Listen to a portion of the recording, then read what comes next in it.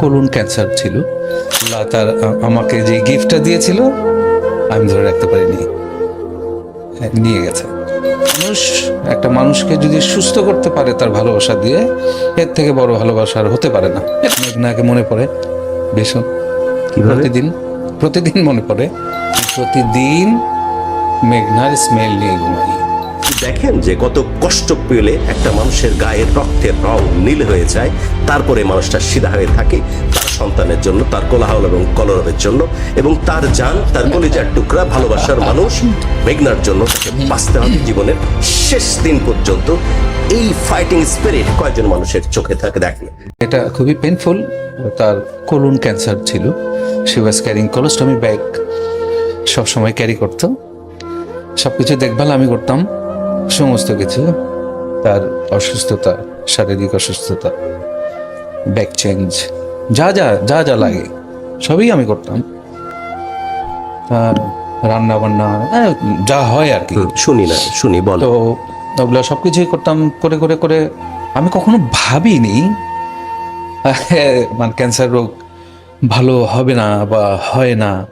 আমার কেন জানি বিশ্বাস ছিল যে ডেফিনেটলি এত চেষ্টা করতেছি, কোনো কমতি বা কোনো গাফিলতি নেই, অসততা নেই, খারাপভাবে চাওয়া নেই, মন থেকে চাওয়া।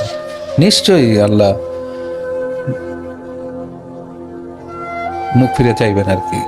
তো finally he is no more. 1 বছর আজকে 1 এপ্রিলে 1 বছর হয়েছে। এটা মে, মানে 1 বছর 40-42 দিনের মতো হলো আর কি।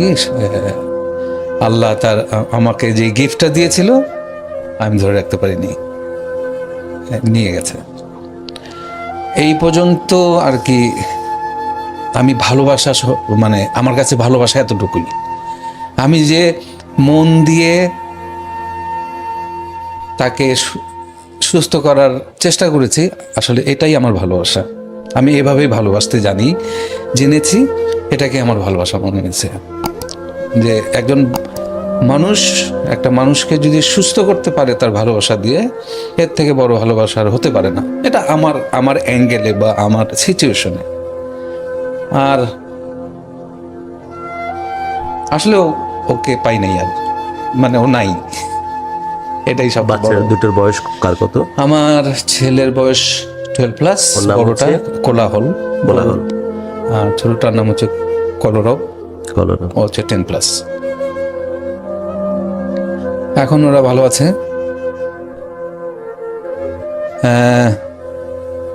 মেঘনাকে মনে পড়ে ভীষণ, প্রতিদিন মনে পড়ে। আমার ছোট ছেলে এখনো মানে ঘুমের মধ্যে আমাকে বলে, বাবা পিঠ খুল যাচ্ছে। ও আবার চুলকাতে বলতে পারে না, খুল যাচ্ছে, হ্যাঁ পানি পিসাপা লাগছে, এরকম আর কি। ও বলে বাবা পানি পিপাসা লাগে। ও মাঝে মাঝে ভুল করে, আমাকে মা বলে জড়ায় ধরে। আমি মানে এখনো আমরা একসঙ্গেই আছি এবং থাকবো। হয়তো সেই অবয়বটা নেই, কিন্তু মানুষটা,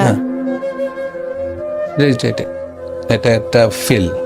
সৈনিক এরকম একজন মানুষ যে শুধু ভালোবাসা না, আমি আসলে জীবন যুদ্ধের সৈনিক বলতে পারবো। হ্যাঁ, আমি একদম আসলেই তাই। আমি যে ধরনের ফেজ শুনতেছি, ও মাঝখানে আবার করোনাতে আমার বাবা মা দুজনকেই আমি হারিয়েছি ওই অল্প শর্ট স্পেন টাইমের মধ্যে, এই সময়ের মধ্যে। এবং আমার বাবা আমাকেই কিন্তু জোর করে বলে গিয়েছিল যে তুমি ট্রান্সপ্লান্টটা করিয়ে ফেলো। এরই মধ্যে সবকিছু ঘটে গেল, সব দ্রুত। মানে আমি যে জিনিসটা জানার জন্য আমারও কথা হারায় যায় মাঝে মাঝে। হ্যাঁ, এটা স্বাভাবিক আসলে। Come on. No, you're a fighter. Yes, I have to. Miles to go before I sleep. আমার 2 সন্তান নিয়ে এখন আমার একমাত্র শক্তি। আমি নিজেকে উৎসর্গ করছি আমার সন্তানের জন্য। সৈনিক, একটা মানুষ যখন একটা মানুষকে শুধু ভালোবাসে না, একদম স্পর্শ করে নেয়, দুজনের মানে রুহানি ওই জায়গাগুলোকে, কেমনে মিস করে তারা যখন আলাদা হয়ে যায়? বা কিভাবে থাকে, কেমন থাকে, মানে কিভাবে থাকতে পারে, এটাই একটা। এটা আসলে ওই যে রকম ফের আছে। তো আমি আমার মতো করে আমার তো শুধু ভেবে প্রেম কাঁদি। ভালোবাসা মনে হয়নি, এর বিয়ন্ড কিছু মনে হয়েছে এই সম্পর্কটার মধ্যে। আমি হয়তো আমার মতো করে ভেবে কাঁদি বা হাসি। মেঘনা কিভাবে ফিরে ফিরে আসে একটু শোনো। আমি আসলে অনেস্টলি আমি জানি না। এতদিনে আমি মেঘনাকে একদিন স্বপ্নে দেখছি, মানে তা খুবই কম টাইম। ড্রয়িং রুমের সোফা এসে বসে আছে, আমি বাচ্চাদের রেডি করছি অ্যাজ ইউজুয়াল লাইফ আমার, যা ভোর 6:20 উঠি, আমি নিজে ব্রাশ ট্রাশ করে বাচ্চাদের খাবার রান্না করি, মানে ব্রেকফাস্ট খাওয়াই, টিফিন বক্স ভরি ব্যাগের মধ্যে, গাড়ি বের করি, ওদেরকে স্কুলে দিয়ে আসা আবার রান্না করি, আবার নিয়ে আসি, খাওয়াই। এই তো আমি কি মনে করে জানো বাচ্চাদের সাজাচ্ছে, আমি দেখতেছি, হ্যাঁ সোফার মধ্যে বসা, তাই হ্যাঁ স্পষ্ট দেখছি আমি। তো বলছে যে চুলাই কি? চুলাই কি? হ্যাঁ চুলাই কি? আমি বললাম যে চুলাই কি যেন দিয়ে আসলাম, না চুলাই তো কিছু নাই। তো বলছে দেখো, তো গিয়ে দেখি আমি আমার জন্য যে চাটা, মানে গরম পানিটা ছিল ওটা শুকায় গেছে, মানে ডেকচিটা বার্ন হবে আর কি। এই অবস্থা। তো আমি এটা বন্ধ টন্ধ করে এসে দেখি, আচ্ছা বাবা মেঘনা, আমি মেঘনার নাম বলে ওদের দিকে তাকায় বলতেছি কই গেল, মানে একদম স্পষ্ট দেখে। তো আমি কিছু বলতেও পারলাম না, জিজ্ঞাসাও করতে পারলাম না, খালি বললো যে ও বোধহয় ডেকচিটা পুড়ে যাবে বলে মানে এসেছিল, যেটা বন্ধ করো। এই মেসমারাইজিং ব্যাপার আসলে এটা। অদ্ভুত না? খুব অদ্ভুত এবং অবিশ্বাস্য হলেও এটা যারা এক্সপেরিয়েন্স করে আমার মনে হয় তারা ছাড়া আসলে এটার অনুভূতি কেউ ব্যাখ্যা করতে এবার আমি পারবে না। তবে একটা জিনিস, আমি প্রতিদিন মেঘনার স্মেল নিয়ে ঘুমাই। ওফ, আমি জানি না, আমার বেডশিট চেঞ্জ, বালিশের কাভার চেঞ্জ, কোল বালিশের কাভার চেঞ্জ, বাচ্চাদের গায়ের গেঞ্জিটাও চেঞ্জ, কিন্তু আমি you were smelling মেঘনার স্মেলে আমার ঘুম আসে। স্পষ্ট তো পান আপনি স্মেল। গত রাত্রেও পাইছি। I'm literally আমার গুজবাম্প হচ্ছে আসলে কথাটা শুনে, অদ্ভুত। এবং আমার মনে হয় দর্শকরা এটা নিয়ে ভাববে। এবং ফিল এটা ফিল করি কি বেশি, আমি তো ফিল তেমন ভাবে করি না, জানি না আমি, নাকি 2 সপ্তাহ মিলেমিশে একাকার হয়ে গেছে, হয়তো যাকে মনে করার আর প্রয়োজন পড়ে না। আসলে অ্যাবসলিউট বিউটি তো সম্ভব না। আবার অ্যাবসলিউট বিউটি শব্দটা আসলো কেন? ইট কুড বি হ্যাপেন, বা এরকম ভেবেছে কেউ, হয়তো হয়েওছে, বর্ণনা করতে পারেনি, একদম যার কারণে লিখিত, পঠিত বা উচ্চারিত হয়নি। True. হতে পারে কত রকম কত কিছু। তো আমার কি যেন হয়, এই যেমন আমি কথা বলতেছি, আই ফিল কি বলে শিভারিং। পাম্পি আর কি, মানে বেশ হার্টবিট বেড়ে যাচ্ছে আমার। যখনই আমি মেঘনা সম্বন্ধে কথা বলতেছি দম বন্ধ লাগে। এবং দ্যাট ইজ ট্রু, দেখতেই তো পাচ্ছি। That is true. মেঘনাকে ডেফিনেটলি আপনার সাথে পরপারে তার দেখা হবে, আল্লাহ সুবহানাহু ওয়া তাআলা অবশ্যই হতেই হবে, হতেই হবে, আল্লাহ সুবহানাহু ওয়া তাআলা হতেই হবে। এই এফোর্ট দুজনের প্রশ্নে। এবং আপনি যখন আপনার যখন ট্রান্সপ্লান্টেশন হয়, আমি জানি যে মেঘনার ছিল একদম ক্যারিজমেটিক এফোর্ট, তার যত্ন, তার ভালোবাসা, এগুলো তো ভুলবার না আপনার। দেখা হলে কি বলবেন? দেখা তো হবে, দ্যাটস ফর শিওর। কি বলবেন? দেখা কোন হলে জিনিসটা বলবো, কোন জিনিসটা জানা হয়নি এখনো? দেখা হলে বলবো আই এম সরি, আমি হয়তো যতটুকু তোমার পরিচর্যা করার দরকার ছিল হয়তো আমি পারিনি। আমার কোনো ভুলের কারণে কি কোনো কিছু হয়ে গেল, এটা যদি হয়ে থাকে আমাকে মাফ করে দিও। এটা রেগুলার শোয়ার সময় বলি আমি। হাইপোথেটিক্যালি মেঘনা যদি আপনার সাথে থাকে, কি বলতে পারে আপনাকে? প্রথমে বাড়ি দরজা লাগিয়ে আসছো কিনা এরকম? না মেঘনা আমাকে বলবে যে তোমার শরীর কেমন, এখন ভালো আছো, এখন কেমন লাগে তোমার, প্রায় জিজ্ঞাসা করতো। আফটার অপারেশন আর বিফোর অপারেশন, বা শুটিং থেকে আসছি, আমি কি গরম পানি করে দিব, তখন তো গিজার টিজার ছিল না। বা নানা রকম। সৈনিক পরপার থেকে এটাকে আমরা বিশ্বাস করি যে ওনারা নাকি সব দেখতে এবং শুনতে পান। যদি প্রিয়তম স্ত্রীকে নিয়ে কিছু বলতে মন চায়, কিছু বলার যা বলা হয়ে ওঠে না, আমরাও সাক্ষী হয়ে থাকি। ম্যাডাম সরি, আমি তোমাকে ধরে রাখতে পারলাম না। আল্লাহর দেওয়া তুমি আমার কাছে গিফট ছিলে। I am so sorry, so sorry. আমার দিক থেকে যদি কোনো ভুল হয় বা যদি কোনো অমনোযোগিতার কারণে যদি কোনো কিছু হয়ে থাকে, ফাইনালি আমাকে যে যা শাস্তি দেওয়ার দিও, কেন ওটাই সৈনিক আমার এক প্রাপ্য। কথা বারবার? ওটাই আমার প্রাপ্য। এর বাইরে কিছু?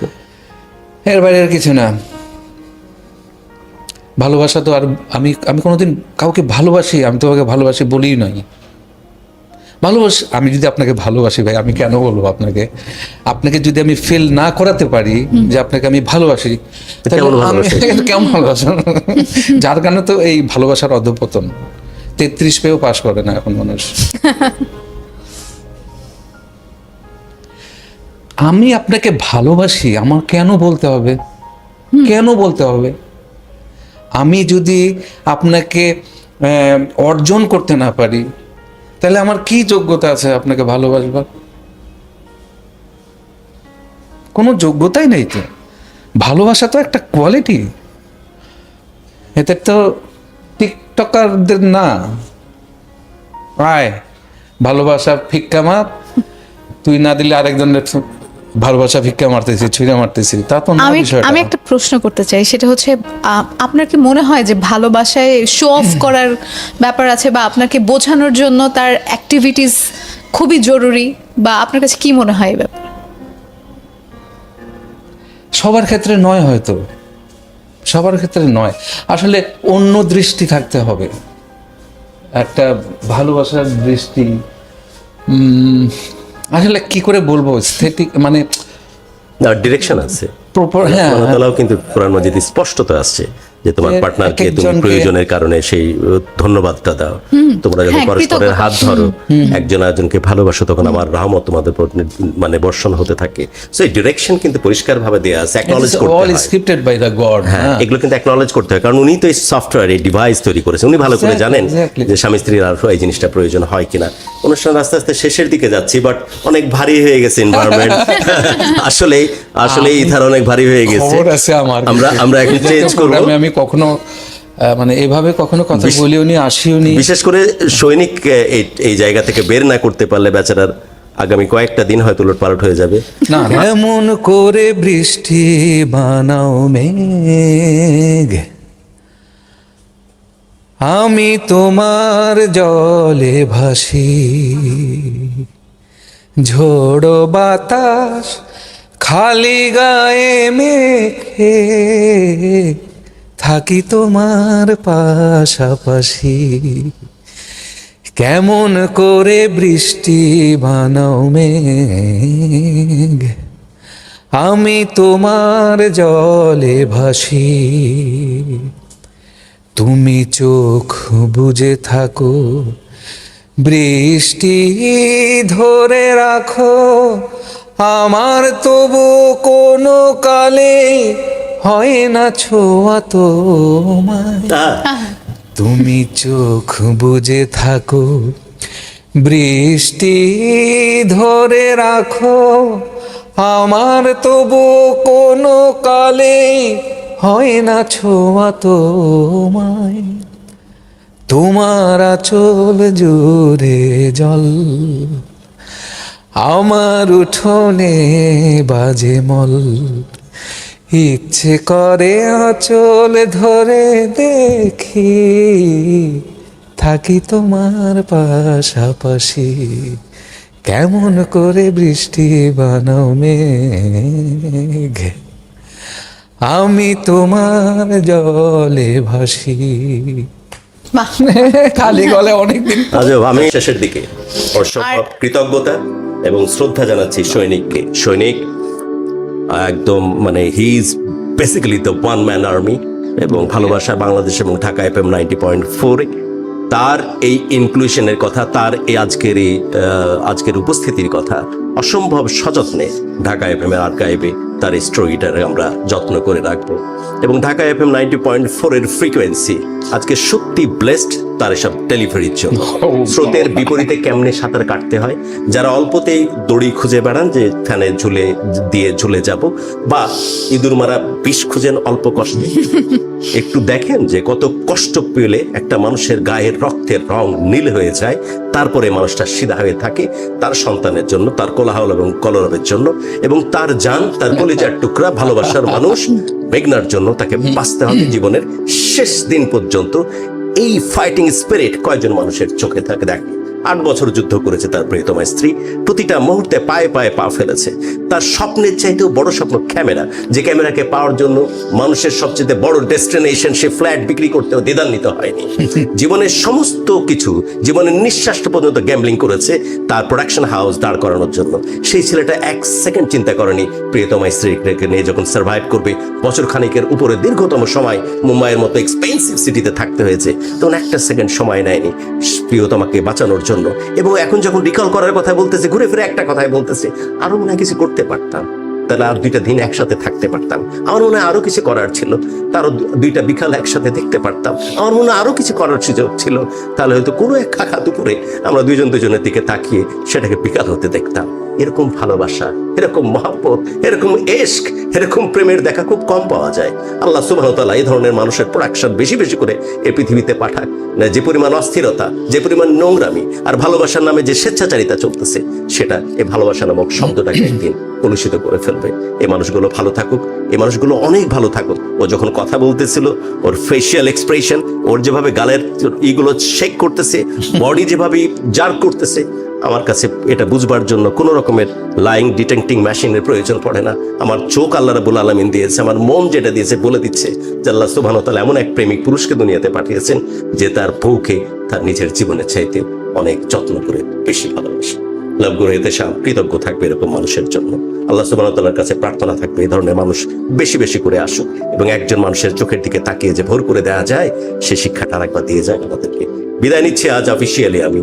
সবার জন্য অনেক অনেক দোয়া, প্রত্যেকটি প্রাণ ভরে উঠুক ভালো লাগা নিয়ে, আর প্রত্যেকটি হৃদয় শাসিত হোক শুধুই ভালোবাসা দিয়ে। শেষ তুমি আমার একটু চাওয়া অনেকখানি পাওয়া, তুমি আমার খর রোদে মিষ্টি হিমেল হাওয়া, তুমি আমার হৃদয়ে ঝিকিমিকি বালুকা বেলা,